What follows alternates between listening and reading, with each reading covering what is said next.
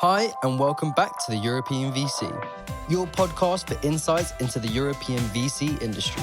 If you love our show, do drop us a review, share it with your friends, and join our Slack community at theeuropeanvc.com/community.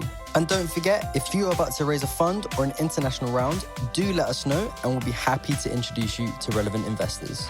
Today, we're joined by Mike, Head of Acceleration at VC Lab. The 16-week VC Accelerator spun out of Founders Institute with a vision to help launch no less than 1,000 enduring VC firms by 2025.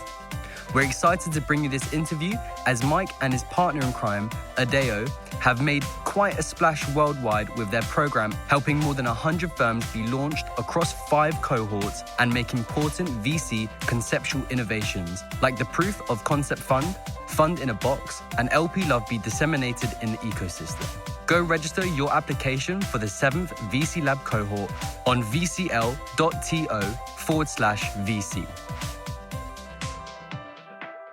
Want to be on top of who the best up-and-coming emerging VCs in Europe are, and maybe even invest with them?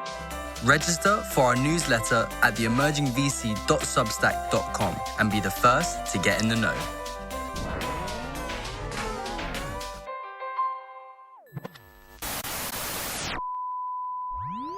Mike, welcome to the show. It's so great having you here. Thank you so much for having me. Big fan of what you guys are up to, and I'm honored to be on your podcast. We are the ones that are honored to have you with us. I think almost any emerging manager knows about VC Lab now. It's an entity that we're often being asked about. So that's why we're bringing you on here. We're really looking forward to talk about it. So welcome to the show, Mike. All right. Thank you. Excited to be here. Mike, let's start with the story of how you broke into VC, because I think that's probably the best place to start. Let's do it. So roughly about 2 years ago, I was managing portfolio at Founder Institute. So for the audience who doesn't know who Founder Institute is, it's the largest pre-seed accelerator in the world. At the time I was there, I was managing a portfolio of over 5,000 companies. FI was launching almost by the thousands at that point a year. And so the number one thing that my team and I did was just try to help startups raise capital. And we did this all over the world, right? FI operates in 200 cities worldwide, and it's probably more now. What I started to see is just how difficult it was for founders to raise capital, in particular if they were not in a very defined startup ecosystem like Silicon Valley, New York, London, you call it, right? It's just really hard. Also, even if you are in some of those places, if you're like an underrepresented founder, extremely difficult to raise money.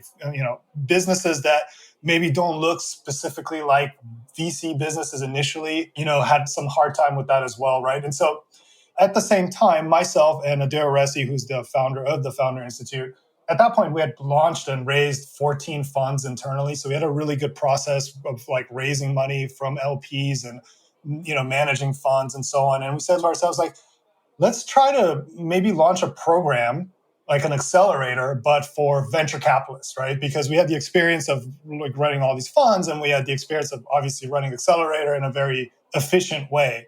And, we launched the first cohort, and that cohort turned out to be pretty successful. The first cohort, I think we got 12 firms to a first closing in roughly about 7 months. And for the audience that doesn't know, typically new managers take 12 to 24 months to do a first closing. Like, wow, this is pretty interesting. It worked, right? So we did it again, had a massive uptick in applications. And again, this wasn't something we even marketed, right? It's like hidden on the Founder Institute website. It was just like all word of mouth. And out of that one, we ended up launching 30 firms. In other words, getting them to a first close. So I think to 2020, we were at almost 42 firms, raised over 100 million, hundreds of investments and so on. And it worked really, really well. And then we did it again.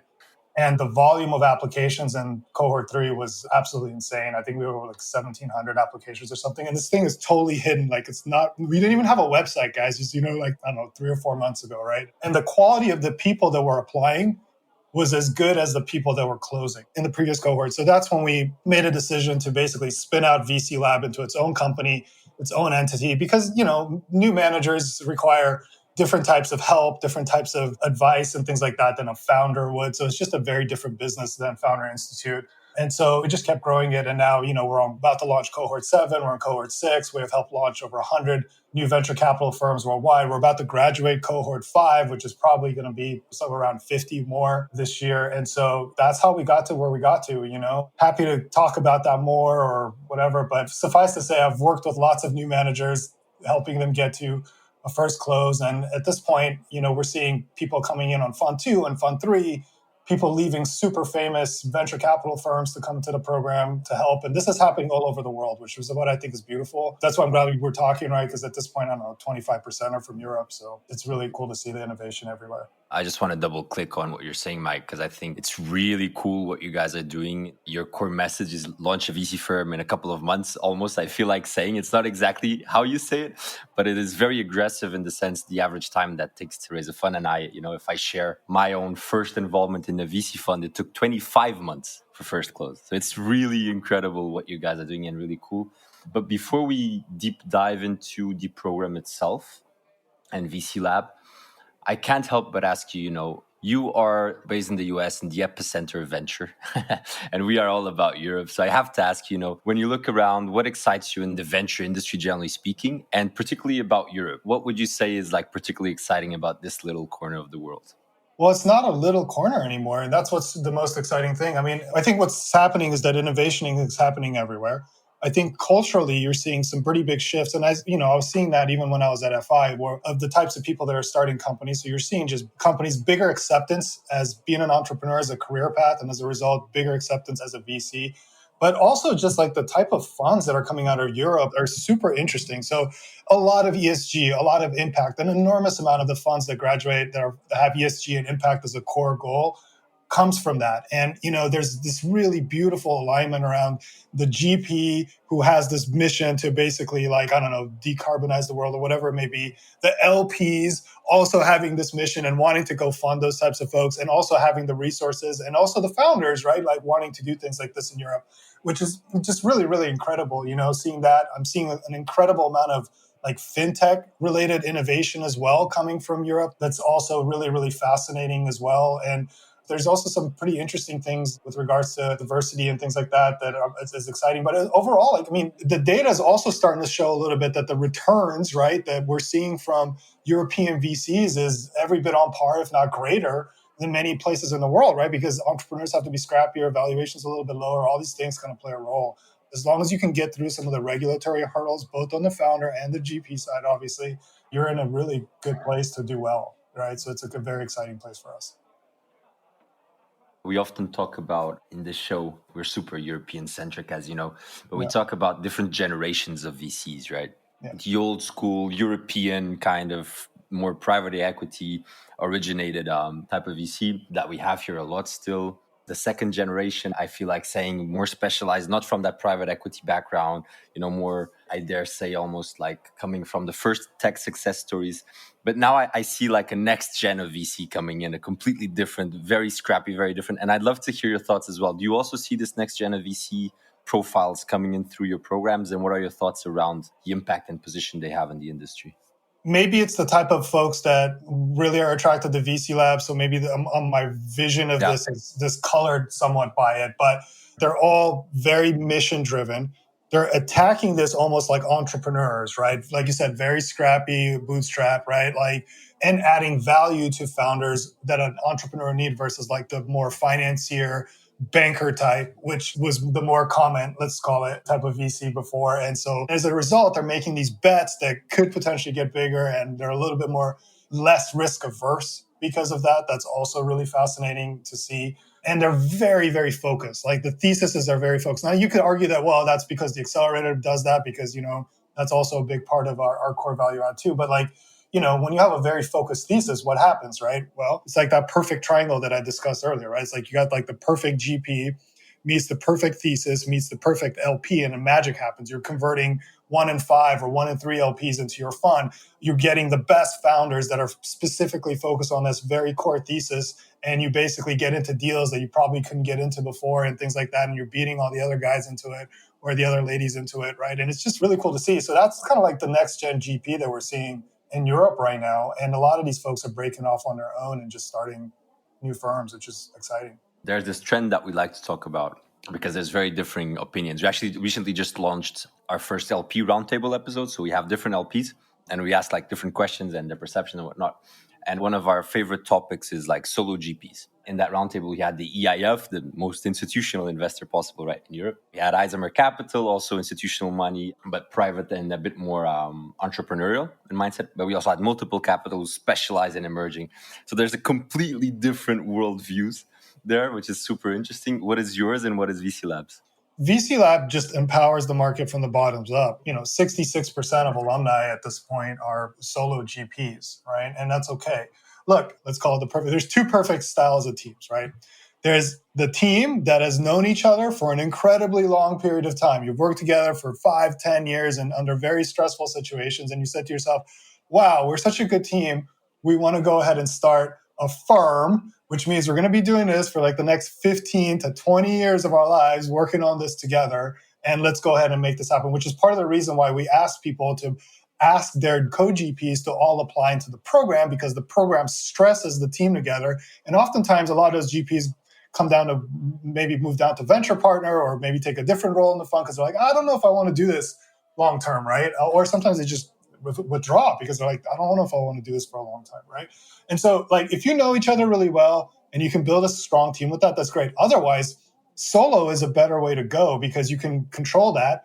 And then you can use Fund 1 to test out potential partners that may come in at a venture partner level, for example. And then when you launch Fund 2, maybe they go in and come in as a GP, and then you kind of build out the firm that way, right? There's no like perfect model, so to speak, but the key is you really want to make sure you know people well, because it's unlike an entrepreneur where, yeah, the co-founder relationship sucks, but there's at least very good ways to kind of make sure that that person withdraws from the startup. It's much more difficult to do that in a firm when the GPs are owners of that actual firm and all those entities and things like that. Mike, I think we should go to it's almost an infomercial, this episode, in the sense that now we're on our way into a really deep dive on what is VC Lab and why are you doing it as you are and what exactly are you doing and all these things. I think that it fits perfectly because we have so many in our audience who are emerging managers, so it serves everyone perfectly that we dive deep. And full disclosure here, David and I have participated, I think, for 10 weeks or so, 8 weeks or so in one of the cohorts and enjoyed it a lot. So we can also bring in our own experience there. It was cool to see from the inside. We might bring up some internal experiences as well. That's going to be fun. But first of all, Mike, let's start at the core. You have a mission to launch and grow 1,000 enduring venture firms worldwide by 2025. And the most simple question would be, why? Why does the world need 1,000 new enduring venture capital firms? And why is that the mission you guys are on? The world is pretty broken, right? There's a lot of issues in the world right now that need to be solved. And the vast majority of the biggest problems that humanity is facing are going to be solved primarily by venture-backed companies, right? There would be no Moderna, right, without venture capital, and no Tesla without venture capital. We feel that those types of businesses have the potential to make a massive impact in the world, and it needs to be all over the world, right? It can't just be like in Silicon Valley or in the United States or whatever, pick your favorite startup ecosystem, right? There's a lot of places that need help. And if you can impact that by basically helping launch a whole new breed of ethical, amazing, next gen, venture capitalists that can basically kind of power a lot of this innovation, and they're doing this for mission-driven reasons, then we believe that that impact on the world is going to be very, very large. And we're going to start to see a lot of these things that we've been talking about for ages that need to be solved, get solved, right, by venture-backed startups, right? But you need risk capital to allow these super ambitious entrepreneurs to do that. And that needs to be everywhere, right? And that's why we believe that we want to go out and launch as many new VCs as we can all over the world so that we can power the future of innovation, so to speak. I absolutely agree. I love your ethos and mission at VC Lab. I couldn't agree more that the world is in problems. We have a lot of trouble that needs to be solved by innovation. And the people who have been sitting on the money pile for too many years haven't exactly been the right breed. So I absolutely love the empowerment of the special breed of managers that you guys, as well as we, are helping. So I love that. But Mike, let's dive more into the practical side of what is VC Lab? Is it 8 weeks? Is it 12 weeks? Is it all about pitch training, or is it all about portfolio simulation and so on? Let us know. So the VC Lab Accelerator is a 16-week program, and it's a combination of weekly deliverables. We call them sprints. Taking a step back, this isn't like a learning program. This isn't about learning about VC. This is about doing. So it's like, talk to this number of limited partners, improve your deck this way. It's very like direct style of things that you need to do. And that's like a weekly sprint.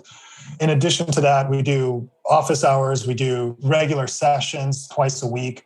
And then we have this incredibly vibrant community in Slack. At this point, it's 500 plus GPs. Our Slack instance is averaging over 600 plus messages a day at this point, where the community is just like helping each other out for various things, whether it's specific to the fund or specific to other things in regards to running a business.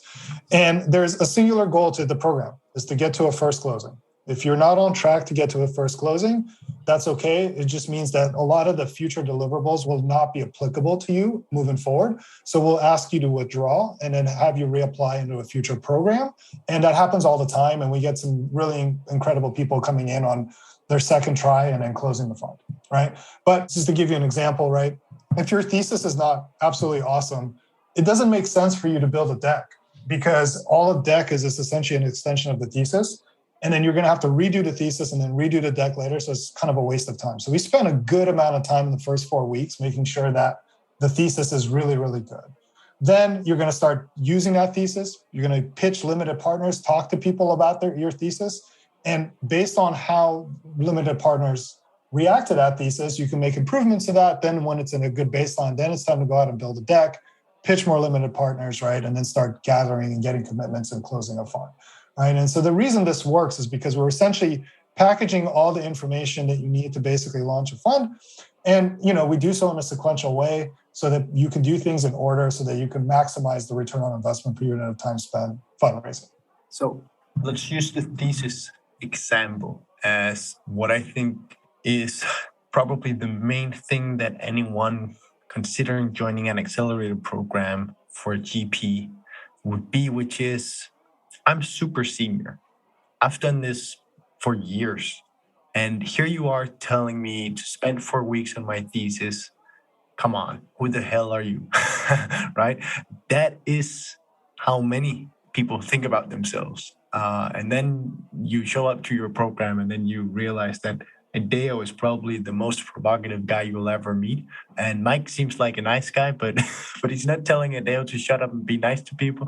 So how do you think about structuring a program for emerging managers, all the way from having people in the beginning who do need a lot of work with their thesis, and then others who have nailed their thesis? I'm super curious to hear.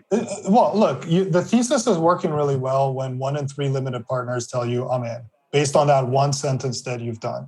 If you haven't gotten it to that point, then the return on investment per unit of time spent fundraising moving forward is going to just be bad. You're going to get 1 in 50 yeses or 1 in 55 yeses, whatever the number is, right?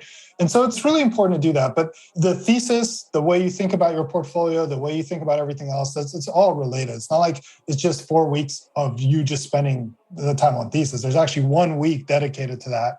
But you're iterating it and improving it by pitching limited partners and just making sure you get it really good. And if your thesis is awesome from the beginning, that's okay too. Then, you can just say done, right? That you've actually done this well. And, we'll be able to see if that's the case when we do the review, and then we'll go from there. We don't really get pushback from experienced people. As a matter of fact, experienced people, they love this stuff more than most, and they're throwing themselves at it because a lot of experienced people haven't gotten this level of coaching, right? And so we get a lot of good feedback from like Fund 3 people, even like Fund 2 people about that.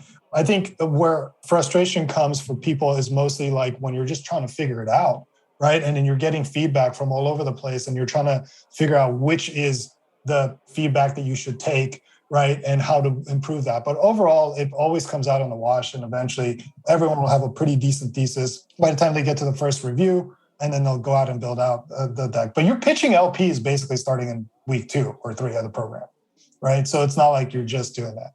And by the way, we improve the curriculum every single time. So we rewrite it every week before the sessions. So, now we're on Cohort 7. So just the results, the program is just getting better and better with every time we do it. David and I did a funny thing when we were in the program. We checked it forward. So we knew what was coming. And then we could also see the iterations that you did. And they were quite significant. So it wasn't, realizing that you had done a typo in one question and then you corrected that for the next one. It was actually substantial changes. So I see that those iterations are substantial. And I can also see that it is actually a program that brings managers very quickly forward. I am very much of the belief that many will get a lot out of VC Lab from joining. I'm curious to hear, you've said a couple of times 1 in 3 LPs. So for sure, and I'm sure that you also know, so 1 in 3 LPs should say, yes, I'm in. And I'm sure that what you mean is I'll actually end up investing, because that would be a good conversion rate. I'm guessing it's more, okay, that thesis is super interesting. I want to hear more. Is it on that level or is it actual conversion? Well, actually, no, we're getting people to sign commitment letters and letters of intent based on just the thesis alone without a deck. If you think about like the best pitches in the world, often they're not even using a deck. They're just like, we're talking right here. And then you're like, oh, I'm in, I want into that. So we're seeing that. But let me just take a step back. So closing is a series of yeses. It's not just a yes, right? So the first yes is maybe getting them to sign a letter of intent. The next yes is maybe looking at the LPA. The next yes is maybe looking at your data room. The yes is, so it's just like a series of yeses, right? So what we're trying to do is just get people to the next stage. Yeah, get to the next stage. And if you can't even get to the first stage, it's just really, you need to kind of refactor some things so that you can get to the first stage a little bit more efficient. Right. And that's kind of how we think about it. So everything we think about is in terms of return on investment per unit of time spent. How can we basically maximize the time you're spending while building a fund, essentially, or building a firm, I should say. It's a really good point. And I think that what you disclose here is also that what you get from VC Lab is a very well-developed mindset and framework to think about your fundraise. And I'm also correct in then saying, because here I narrow it in and say, think about your fundraise. And that's at least how I view VC Lab, which is it's more an accelerator of my fundraise than it's of building the fund, meaning that you can't go into VC Lab and not know a lot about portfolio modeling, or at least have people in your network who can help you with portfolio mapping or portfolio simulation and so on. So it's not, as you said in the beginning, it's not an education. It's an accelerator where we will give you a route where you will move very quickly and in a structured way, and we'll give you some frameworks to think about things. But you should also be quite well versed in VC already. Do you agree, Mike? Yeah, that's actually not correct. So you learn by doing is our philosophy of things, right? And so modeling, you learn by doing. We provide you with templates so you can build a really good model. We bring in modeling experts. We offer office hours around that, all that. It's because you just brought that up. That's the only reason I brought it up. And all these things have to come together kind of at the same time for you to perform a successful closing. So taking a step back, we're not in the business of launching funds, right? There's other programs that are better for us. We launch enduring venture capital firms. The way we are thinking about this closing and the way you're setting up your firm is how do we get you to fund 3 as quickly as possible? And the decisions you're making now, how to think about building out your team, how to think about your deals, how to think about your deal warehouse, all of that stuff kind of plays together, right? And people are looking for investments. They're warehousing deals into their fund during the program. They're, thinking through their portfolio construction and building that and iterating on that and so on. So that by the time they get to where they're closing, they're going to have all they need to be able to close, right? All the data room, everything that an LP would possibly ask. And this is why we're getting these first closes to happen very, very fast. And then subsequently, second close is happening fast as well, because again, most people have made really good investments that are going to get marked up and all this other stuff. So we can talk about that. But that's the concept here, right? Like the goal is to build enduring venture capital firms, right? That's the whole point of the program. I think that's really interesting, Mike. It's actually the first time I hear you put it that way, but I find it really interesting. And I recall that something that I really enjoyed when we, Andreas and I, were in one of your cohorts was this perspective of defining fund size, right? So of being very pragmatic about it, It's all about how much money can you mobilize in the short term, put a small multiple on that, and that's your fund size, and go and make it happen as quickly as possible, because that's your proof of concept fund, and then fund 2 will come after and so forth. Can you put some words to it? Because I think it's interesting to share with our audience. It's like an MVP, but for a fund. So it's like an MVF or whatever, right? Like the first fund, right, is basically a way to show that you can run a firm and you can go out and make investments. And then the whole point of fund 1 is to get you to fund 2 if your goal is to build an enduring venture capital firm and you want to deploy that as quickly as possible, right? And so that's how you want to kind of like think about it, because as a new manager, you've got like a scarlet letter on you, right? It's like most LPs do not want to back new managers, even though historically new managers have overperformed. All the data shows that and so on, because new managers have never run a business of investing professionally before, right? And so there's a lot of risk that comes with that. So LPs are like, I just don't want to really deal with that, right? So you've essentially said to yourself, like as a new manager, you're not going to get institutional money for the most part. I mean, yeah, there might be some people who might get lucky, but for the most part, you're not. Most corporates will not usually do new managers. Yes, there's some that have. Out of the hundreds that we've had, I think maybe less than a handful have gotten corporates, right, in their fund so far. And then large family offices are very unlikely to come into a new manager for all of these reasons, right? And so you want to get rid of that stigma as quickly as possible, right? And so, smaller fund size, primarily high net worth individuals that want to take a risk on you and so on, and just get to fund 2 as quickly as possible and go into fund 2 with track record. And now all of a sudden you can show kind of how the portfolio is performing for the institutionals that are in no doubt going to ask that, right? And so on. And so this is part of the problem. And this is why this industry has a big issue right now, because everybody calls everybody an emerging manager, right? It's like this big, broad term, emerging managers. But I've seen emerging managers on Fund 3. Heck, I even seen them on Fund 4. That's very different than new managers. So they're like, all these LPs are like, oh, no, I'm definitely going to do emerging managers. I definitely do emerging managers. But in reality, what they're talking about is like, people on like Fund 3 and Fund 4, right? Not like Fund 1. I think 70% or so of Europe falls within Fund 1, 2, 3. So exactly. In that sense, doing emerging in Europe is easy.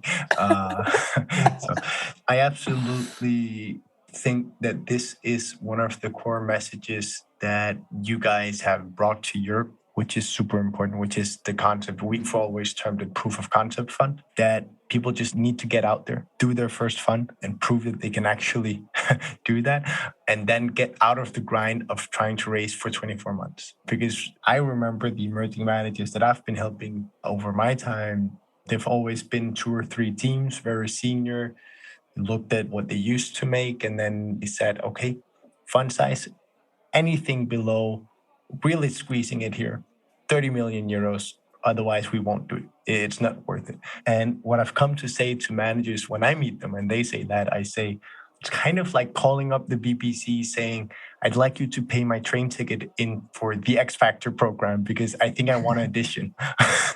It's just not going to happen, right? You need to show that you want to do this. You can get there just as fast, honestly, by doing a family of funds, right? Like maybe the first fund is going to be 10 million euro or 15 million euro.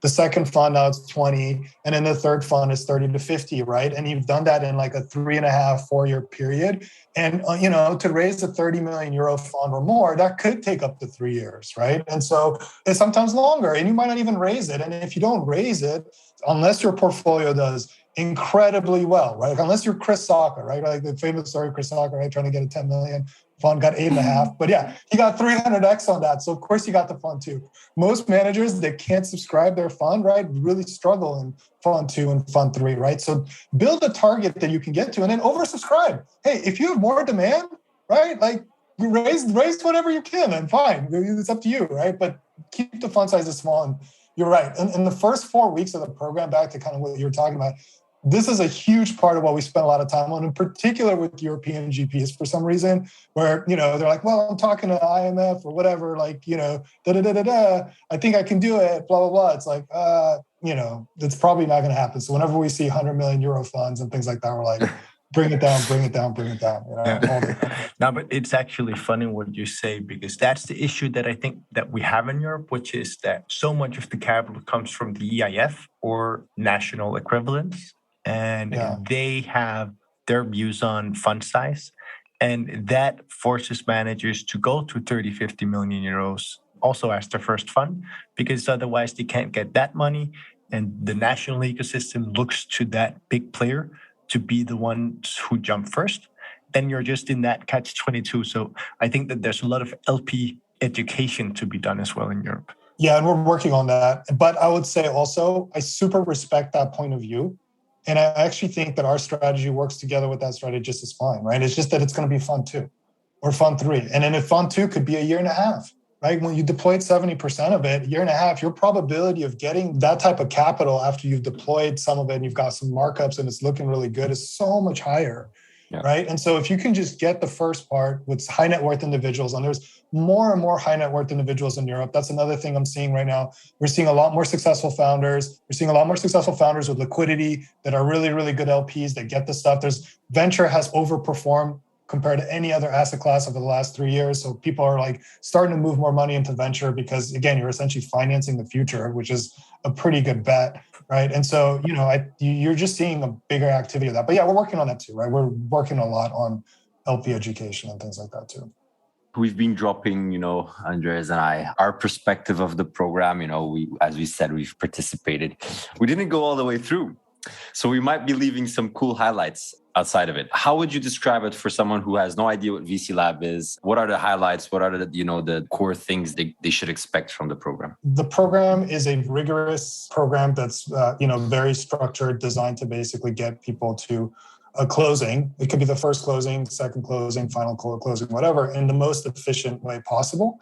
And we basically flank you with a bunch of mentors. We flank you with an amazing community that can help get you there. We help lead the charge on a lot of different things. Like, for example, we launched this Cornerstone LPA, which brings down the typical LPA, which is like 150 pages to 30 pages that anybody could read with all the terms in the front pages as well, increasing the velocity because now LPs no longer need lawyers and things like that. So, and then now we're like putting that in various different domiciles. We launched Canada. We're working on Netherlands right now. So things like that so that you can have that. And then on top of that, we're ramping up and have been all of our like alumni stuff. So we're doing like a lot of events, bringing together the successful people. Because now, the cohort 1, cohort 2 folks are like, kind of like the OGs that can actually help new managers, but they're also much more relatable because they're not that far ahead. Like whenever we bring in a mentor that's like on fund 6, it's like, okay, great. But like, if you're like on fund 2 or whatever, because you close the first one, that's much more relatable. So they're also helping as well. So the community basically of GPs is growing very quickly and is becoming more and more active. And everything that we're building, everything that we're thinking about building is essentially for that, to be able to kind of power and make that process much more efficient to get to fund 3, essentially. You're talking about community as well, and that's an interesting topic. But I think, I'm guilty of this as well, because I actually didn't know the demographics of your participants. I wasn't sure, like, how much did Europe represent? How much did US represent? You guys are a US-based project, so, you kind of think, yeah, it's mostly US. That's actually not true. So give us the correct numbers. Yeah, so over 60% are outside of North America. North America includes like Canada and stuff like that. Yeah. 25% are in Europe. Seeing a huge uptick right now in Africa. I think this cohort is almost, I want to say, 15% in Africa, which is really, really cool to see. Over 30% are female, and that's growing every single time. We're seeing a huge uptick in funds that have at least one female GP, which is something we're really happy about to see and stuff like that. So those are just some of the statistics there. But basically, like, we were global from the beginning because Founder Institute was global from the beginning, right? And so that's how we were approaching VC as well. And so we just want to make it easier now everywhere to try to launch a fund. But these principles that we're talking about here apply to pretty much everybody. It cuts across cultures, across everything, Yeah, there may be some challenges with some things around formation and things like that in certain places, like Singapore is notoriously slower than other places. But overall, the principles apply the same, and there's flexibility within the program, flexibility in the curriculum. And now that we've helped so many funds raise capital everywhere, we have like this institutional bank where we can be like, oh, you're doing a fund here. This is some things you should watch out for, and this is how you can make it more efficient. I'll bring in a question of critique that I'm sure that some people would hear from others who have been part of the program, and from people who also know a few in Adeo. There is a VC lab model. And that also means that, as an example, you can be quite Adeo more than you are quite clear on this is how a pitch deck should be. And if you're not building it like that, you're an idiot. That is a critique that I have definitely both felt at the same time as I hugely enjoyed it because I think it's funny. But it's also a critique that, of course, it's something that people react to and think, I've seen the deck of A16Z, it doesn't look like that. So who are Mike and Adeo to tell me that this is how a deck should be? I'd love to hear you comment on some of that. Yeah, no, for sure. We're obviously very opinionated and forceful in our delivery. And the reason we do that is because that cuts through a lot of BS and it cuts through all of these cultural norms and things like that. And that's the reason it's very efficient, right? That being said, the way our program works is very, very bottoms up, right? That's why there's a two-step admission process, right? Like if you look at most accelerators, right, they just pick people like you, and you, right? You're in, right? Our process is the exact opposite, right? We pick a subset of the, at this point, thousands of applicants. Last cohort, over 1,900 people applied, okay? Just to give you kind of a sense of scale. And we pick, like the top 200 or 250 GPs, and then we let the system help people self-select out whether they like the program, whether they can reach the milestones, and there's clear defined milestones to get to. And if you can get to them, great. If you don't get to them, when there's a review that we do, then we basically give an epic sprint, which essentially has you test the stuff out with the market. And if the market says it's great, then that's fine by us, right? And so we let the kind of market decide a lot of these different things that we discussed, right? And there's a lot of flexibility for that. There's a lot of flexibility within the program. We're definitely, and we say this in the first session, we're not the judge, jury, and executioner, right? That's not the way we look at this. We want the market essentially to kind of help decide that process moving forward for folks. And that's why it works also, right? Because you have this pressure, because, some of these decks do have all of the principles. Then you go out and test it with the market and you're like, well, you got to fix this, right? Again, in office hours, the first thing I usually tell people is market feedback trumps Mike's feedback all day long, right? I tell people that, right? But I have seen at this point thousands of decks, right? And now we have data and we know who's closing and we know what's happening. And, you can listen to our advice, but you can always take and do what you want with this. At the end of the day, the only thing that matters to us is that you get to a closing, right? That's it. Another thing, which I think this is something that we need to touch on because it's something that David and I are being asked about all the time as well for us, which is, what's your business model? How does this work? Because you're doing this for free. David and I are doing shit for people as well for free. So obviously there's a business model. For us, we're investing. We're charging our LPs 5% setup, 5% carry. That's the business model. And that's why it makes sense to work with the GPs that we believe can be great, because then we'll make out money on investing into them. What's the business model for VC Lab?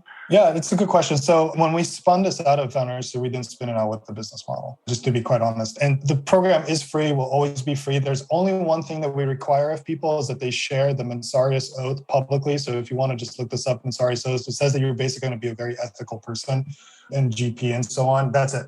Now, look, we went to our community and said, what do you need? What is it what kind of help do you need and things like that? And, we looked at that and initially we thought maybe it's financing just because a lot of people were raising capital and stuff. And it turns out that was never the biggest need, because a lot of the folks in our program, in particular the folks that are closing, are literally the titans of industry, I should say, especially at this point. Right now, it's literally people are leaving the top VC firms that we've seen in the world joining the program to go out and start stuff. So getting to that first close, often they're getting to that certainly with their own network. So, but the biggest issue we've seen is just launching and forming a firm is very, very complex because there's a lot of variable pricing in legal. There's a variable pricing in admin, variable pricing in accounting.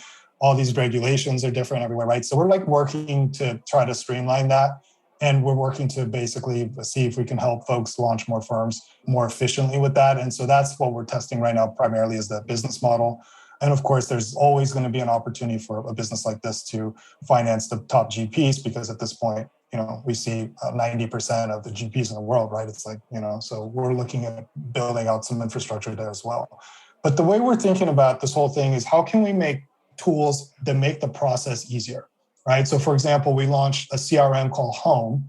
It's absolutely free for the whole community because every GP is like cobbling together 7 different tools to make the stack, right? And that takes a whole lot of time. And they're like, most are not programmers or Zapier programmers, I should say, or whatever, to kind of make the integrations work, right? And that has streamlined fundraising, streamlined deal memos, streamlined all these different things that you would need to run a firm, right? And so that way you don't have to think about that, right? So it's like everything we're doing, every tool, every product that we're launching, we'll do that. But again, these are products that people can apply for at some point. There's absolutely no expectation that anybody in the program will need to use it or anything like that. That's not the purpose. The program will always be free. I think that was very good for us to get here because VCs being what VCs are, and they think about incentives very, very quickly.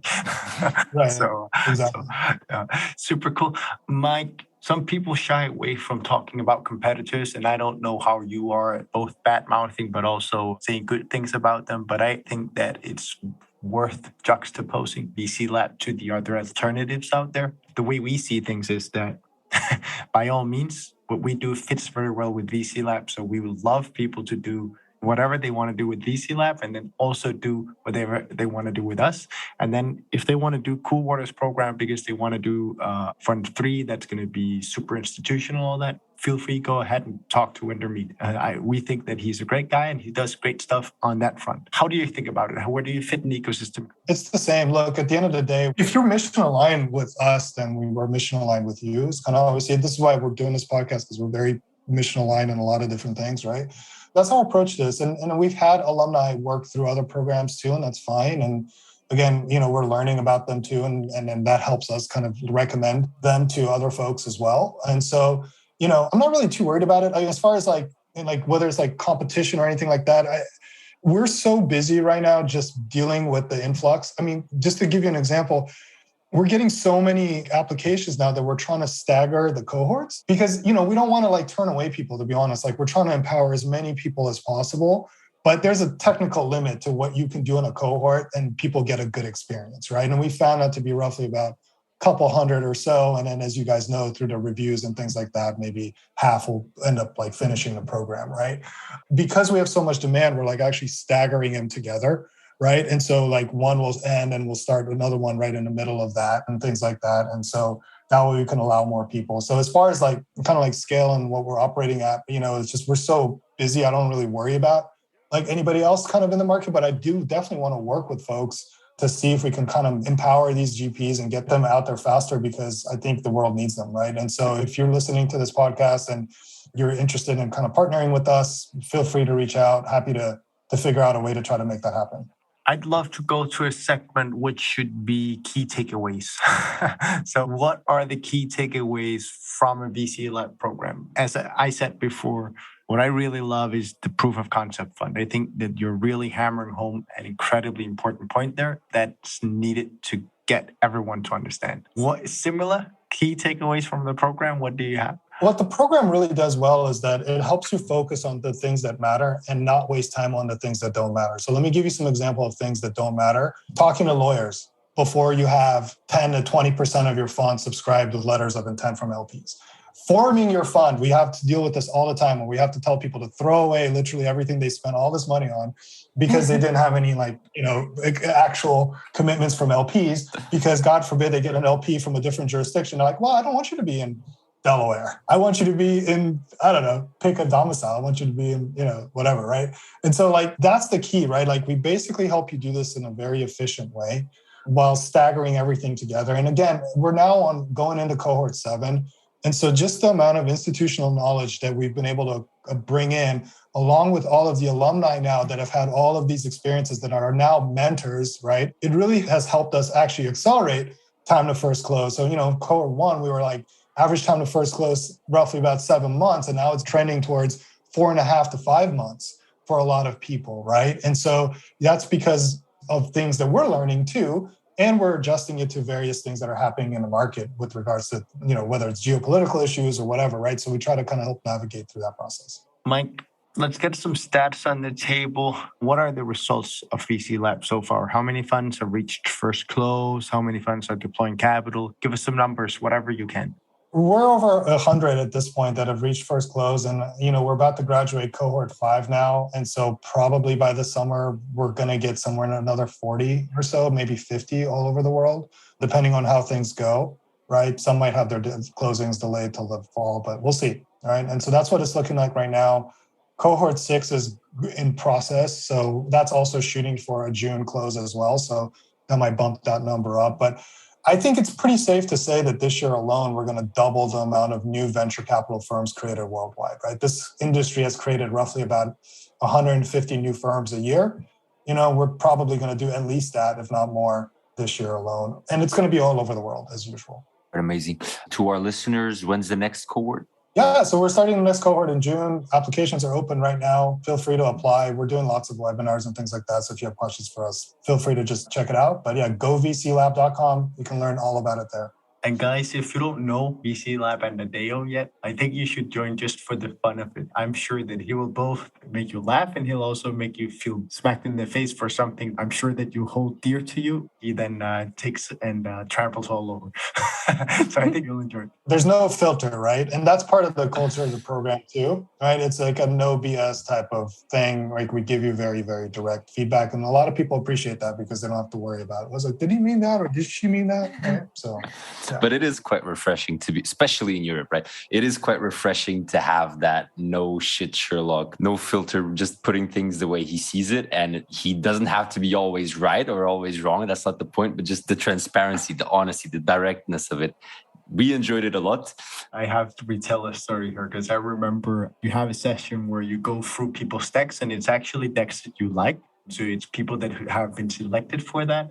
Then I remember Adeo starting to comment on one of them, first bashing that there's too much coloring on it, then bashing something with the thesis being not on point and stuff like that.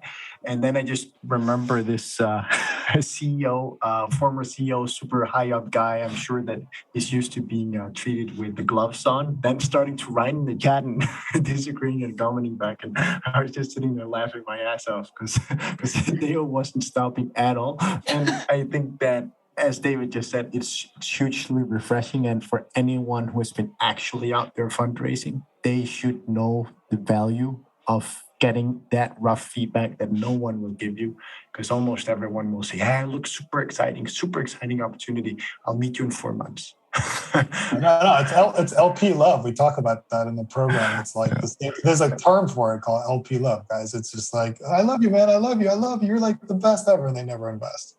It's super annoying. Exactly. Yeah, I think you said something very well on the program as well, which was if it's not a super fucking big yes from the LP, then it's a no. Any other variation of yes, then it's super endearing one. It's actually a no.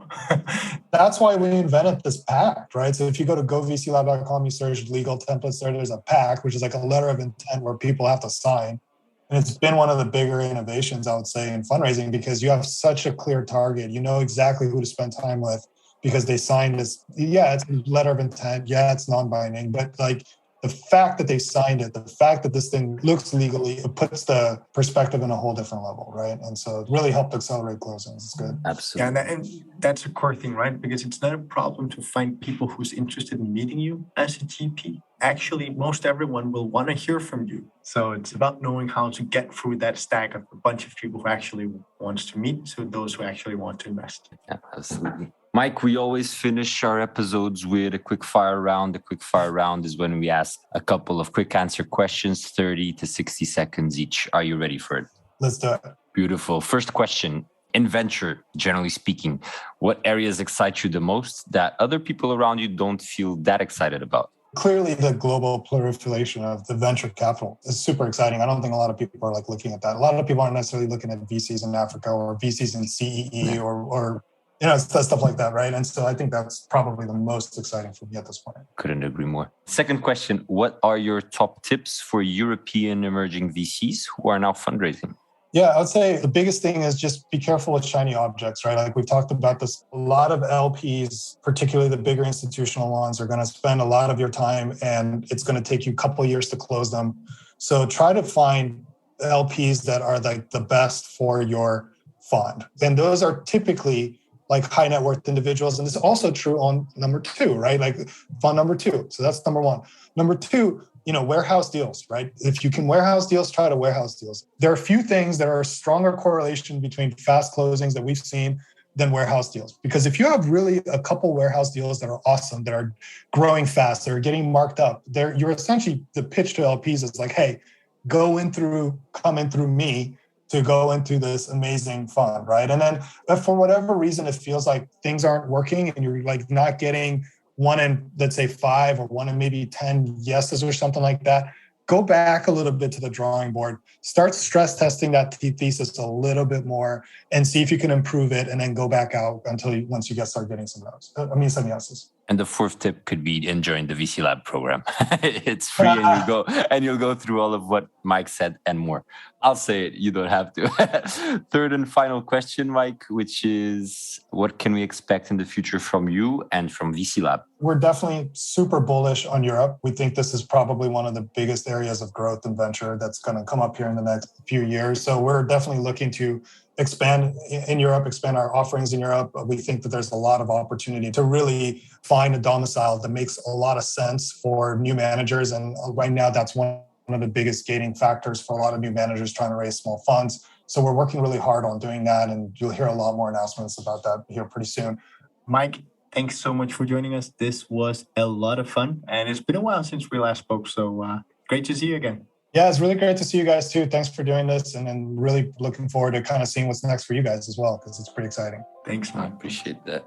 Thank you for listening to this week's episode of the European VC, your podcast for insights into the European VC industry. If you love our show, do drop us a review, share it with your friends, and join our Slack community at theeuropeanvc.com/community. And don't forget, if you would like to suggest topics or guests for future episodes, join our community and help make the best pod for everything European VC. And if you are about to raise a fund or an international round, do let us know and we'll be happy to introduce you to relevant investors.